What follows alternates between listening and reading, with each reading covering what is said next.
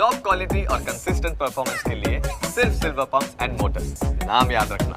ગીર સોમનાથ જિલ્લામાં ફરી ખાતરની અછત સર્જાઈ છે। રવિ પાકના વાવેતર સમયે ડીએપી ખાતરની અછત સર્જાતા ખેડૂતોને ભારે હાલાકીનો સામનો કરવો પડી રહ્યો છે। ખાતર લેવા ખેડૂતો ધરમના ધક્કા ખાવા માટે મજબૂર બન્યા છે। કોડીનાર તાલુકા ખરીદ વેચાણ સંઘમાં ખાતરની અછત સર્જાતા ખેડૂતોને ભારે હાલાકી પડી રહી છે।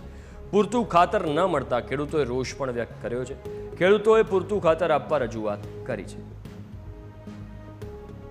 અત્યારે ચોમાસું સારું થયું છે, પાણીનું સારું છે અને અત્યારે રવિ પાક માટે થઈ અને ખેડૂતો ખાસ આ વિસ્તારમાં ઘઉંનું વાવેતર વધારે કરે છે અને ઘઉં બાજરો એની અંદર બિયારણ જે મહદઅંશે મળી જાય છે પણ ખાતર ડીએપી અને એનપીકે નથી મળતું, એને કારણે પાયાનું ખાતર છે અને એને કારણે ખેડૂતોને ઉત્પાદન એમાં મળી શકશે નહીં।